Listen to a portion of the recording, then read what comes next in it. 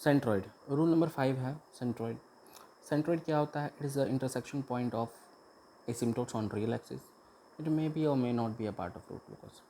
हमें पता है एसिम्पटोट्स एक दूसरे को कट करते हैं और रियल एक्सिस पे कट करेंगे ऑब्वियसली। तो जिस पॉइंट पे कट करते हैं उस पॉइंट को सेंट्रॉइड कहते हैं। ये ज़रूरी नहीं है कि वो जहाँ इंटरसेक्ट करते हैं वो रूट लोकस का पार्ट हो ही, वो हो भी सकता है, नहीं भी हो सकता है, उसे हमें चेक करना पड़ेगा।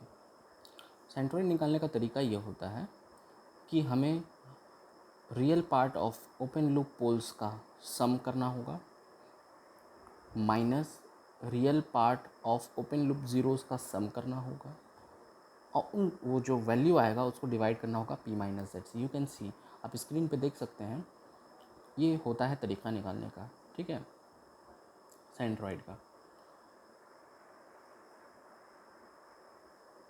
एक एग्जांपल से आप समझ सकते हैं। आप देख सकते हैं पोल्स निकाला गया है, 2 पोल है और 3 पोल है, ठीक है, 0, -2, -3 और 0 आप देख सकते हैं, एक 0 है, -1, ठीक है। तो सेंट्रॉइड कैसे निकाला आप देख सकते हैं। हम लोगों ने सबसे पहले यहाँ पर इन दोनों का सम निकाला, रियल पार्ट का।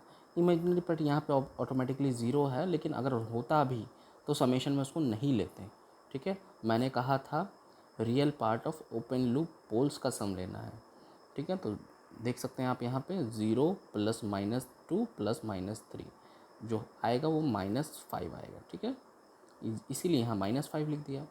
आप देख सकते हैं यहाँ पे सिर्फ एक ही 0 है, -1, ठीक है। उसका रियल पार्ट लिया हम लोगों ने और एक ही है इसलिए -1 ही आया। तो यहाँ पे हम लोगों ने लिया real part of open loop zeros का सम और p माइनस जेड से डिवाइड कर दिया तो -2 आया। -2 क्या है? -2 मैंने कहा था ये पॉइंट होता है रियल एक्सिस पे। तो माइनस इसका कोऑर्डिनेट अगर इस पॉइंट को अगर हम लोग लोकेट करेंगे और कोऑर्डिनेट सिस्टम में लिखेंगे तो -2, 0 ये आएगा, ठीक है। Is that clear? इस तरह से निकालने का तरीका होता है। रूल नंबर 6 क्या है? Break away points. Break away point होता क्या है? They are those points where multiple roots of the characteristic equation occurs, ठीक है। ये वो पॉइंट है जहाँ पे मल्टीपल रूट होते हैं, किसके? कैरेक्टरिस्टिक इक्वेशन के, ठीक है। उसे हम लोग ब्रेक अवे पॉइंट कहते हैं। ब्रेक अवे पॉइंट निकालने का तरीका क्या होता है, प्रोसीजर क्या होते हैं, ठीक है। ठीक है, ब्रेक अवे पॉइंट पे मल्टीपल रूट्स होते हैं कैरेक्टरिस्टिक इक्वेशन का। तो सबसे पहले हम लोगों ने कैरेक्टरिस्टिक इक्वेशन ले लिया जो कि 1 + g/h होता है, ठीक है। और उसको 0 से इक्वेट किया क्योंकि मुझे निकालना है क्लोज लूप पोल। आप ये बात को समझिए कि क्लोज लूप पोल जो होता है उसका रूट और कैरेक्टरिस्टिक इक्वेशन का रूट दोनों एक ही चीज़ होता है। नाम दोनों अलग अलग हैं लेकिन दोनों एक ही चीज़ है, ठीक है। और बार बार हम लोग इसका इस्तेमाल इसलिए कर रहे हैं क्योंकि स्टेबिलिटी जो होती है वो क्लोज लूप पोल के बेसिस पे ही डिसाइड की जाती है या कमेंट की जाती है, ठीक है। सबसे पहले हम लोग 1 + gs/h = 0 करेंगे। उसके बाद एज वी नो दैट कि सिस्टम गेन के इन्वॉल्व होता है gs/hs में, ठीक है। तो के को हम लोग वहाँ से सेपरेट करेंगे और के को हम लोग लेफ़्ट हैंड साइड में रहने देंगे और राइट हैंड साइड में हम लोग सारे टर्म को भेज देंगे, मतलब राइट साइड में पूरा फंक्शन ऑफ एस हो जाएगा। राइट के in terms of S in this manner, okay. 3 number पे ये है कि हम लोगों को एज वी नो दैट के = फंक्शन ऑफ एस हो गया। अब हम लोग क्या करेंगे, एस के रिस्पेक्ट में दोनों साइड डिफ्रेंशिएट करेंगे, मीन्स dk/ds निकालेंगे और उसको 0 के इक्वल इक्वेट करेंगे। इक्वेट करने से क्या होगा, the roots of dk/ds = 0 put करने से क्या होगा, it will give break away points, ठीक है। आपको s = 1, s = -3 लाइक दिस, और इवन आपको कम्प्लेक्स भी मिल सकता है -1 + 2j। इस तरह से आपको ब्रेक अवे पॉइंट्स मिलेंगे इन टर्म्स ऑफ, है ना, s,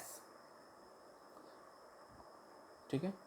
बट एक चीज़ हमें ध्यान रखनी है कि वो जो पॉइंट्स आएंगे ब्रेक अवे पॉइंट्स, उन्हें हमें क्रॉस चेक एक बार करना होगा कि वो वैलिड ब्रेक अवे पॉइंट है भी कि नहीं है। अगर वो हैं तो ठीक है, नहीं है तो उसे हम लोग रिजेक्ट कर देंगे। To test valid break away point substitute in step 2। आप स्टेप 2 देख सकते हैं के इन टर्म्स ऑफ एस है, means K is equal to function of S. S का वैल्यू अगर हम लोग आर एच एस साइड में पुट कर देंगे तो कोई का कुछ वैल्यू आएगा, लाइक 2, लाइक 0, लाइक 5, लाइक -1, ठीक है आएगा।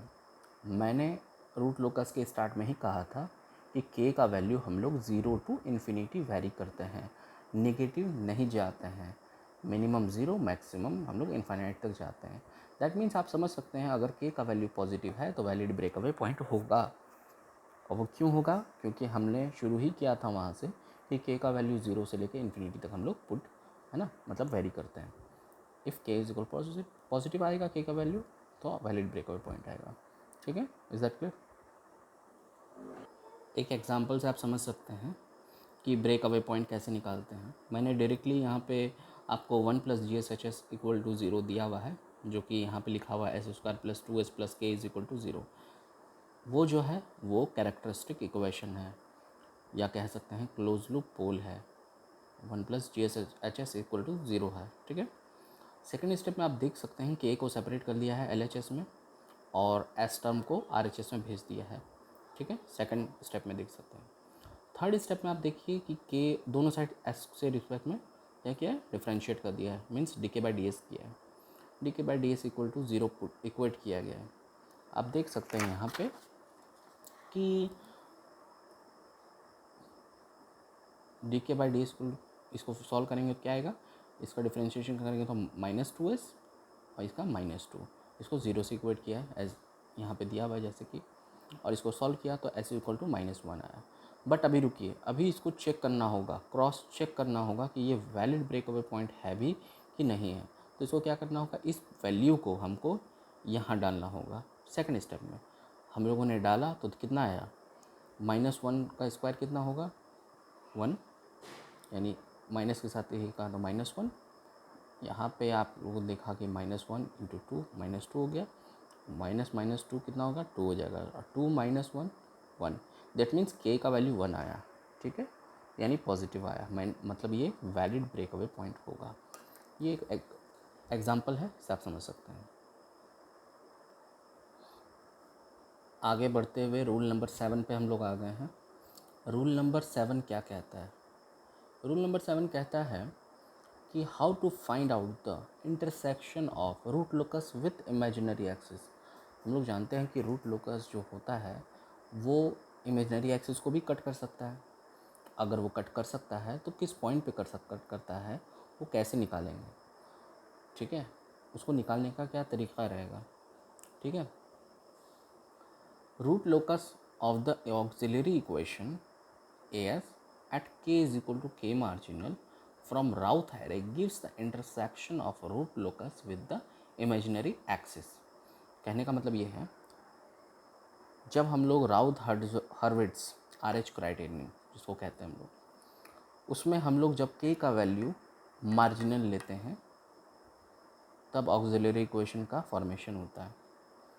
ऑक्सिलरी इक्वेशन का जब फॉर्मेशन होता है और तब ऑक्सिलरी इक्वेशन को हम लोग क्या करते हैं, सॉल्व करते हैं, मतलब उसका रूट निकालते हैं। और वो जो वैल्यू देता है, वो वैल्यू जो होता है वो point of intersection of root locus with imaginary axis होता है। मतलब that is the point where root locus cuts the imaginary axis. This is how we find out the value of that value. Okay,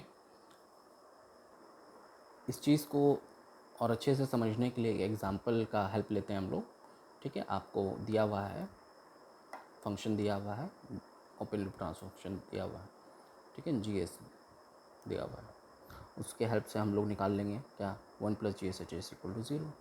obviously यहाँ HS नहीं दिया है, इसका मतलब 1 है, और यानी कैरेक्टरिस्टिक इक्वेशन तो आप यहाँ देख सकते हैं, यहाँ पे निकाला हुआ है, ठीक है। इसके हेल्प से हम लोग क्या करेंगे, राउथ टेबल का फॉर्मेशन करेंगे। राउथ टेबल का फॉर्मेशन किया हम लोगों ने, ठीक है, तो इस तरह से आया। आप देख सकते हैं यहाँ पर कंडीशन सेटिस्फाई करवाया, ठीक है, स्टेबिलिटी के लिए, तो ऐसा है, ठीक है। ये रेंज मतलब मीन्स के का वैल्यू इस रेंज के अंदर होगा, ठीक है, तब तक ये स्टेबल होगा। RHS में एक भी पोल नहीं होगा, इसके बियॉन्ड होगा तो RHS में पोल होगा। बट अगर इसके इक्वल अगर ले लें, अगर के का वैल्यू हम लोग के मार्जिनल ले लें मीन्स 48 ले लें, ठीक है, तो आप देख सकते हैं यहाँ जैसे ही 48 रखेंगे हम लोग, ठीक है, तो ये पूरा रो ज़ीरो हो जाएगा।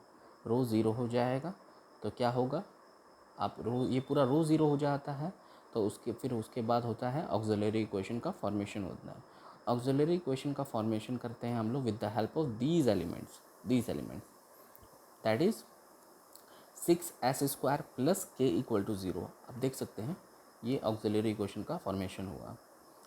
ऑक्सिलरी इक्वेशन को हम लोगों ने फिर सॉल्व किया तो s का वैल्यू आप देख सकते हैं यहाँ पे ±2.8 आया, 2.8J, ठीक है, यहाँ पे J छूट गया है, 2.8J आप यहाँ देख सकते हैं, ठीक है। इस तरह से आप देख सकते हैं कि राउथ हार्डविट्स का मतलब राउथ टेबल का इस्तेमाल करके हम लोगों ने के मार्जिनल वैल्यू यूज़ करके ऑक्सिलरी इक्वेशन का फॉर्मेशन करके हम लोगों ने intersection of root locus with imaginary axis निकाला। Rule number 8, angle of departure and arrival. Angle of departure जो होता है वो हम लोग कॉम्प्लेक्स पोल पे निकालते हैं और एंगल ऑफ अराइवल जो होता है वो कॉम्प्लेक्स ज़ीरोज़ पे हम लोग निकालते हैं, ठीक है। कैसे निकालते हैं वो हम लोग एक एग्जांपल से देखेंगे उसे। एंगल ऑफ डिपार्चर निकालने के लिए क्या करते हैं, angle of departure is equal to होता है 180 डिग्री प्लस 5 और एंगल ऑफ अराइवल निकालने के लिए 180 डिग्री माइनस 5 करते हैं। तो ठीक है, मगर फाई क्या है, व्हाट इज़ फाई? फाई जिस कम्प्लेक्स पोल या जिस कम्प्लेक्स जीरो पे हम एंगल निकालना चाह रहे हैं उस पॉइंट को उस फंक्शन से निकाल लेने के बाद उस पूरे फंक्शन का जो एंगल होता है दैट इज़ फाई। या दूसरे शब्दों में ये कहें, फाई इज इक्वल टू होता है summation of angle of zeros minus summation of angle of poles at that point, at that complex pole or complex zero।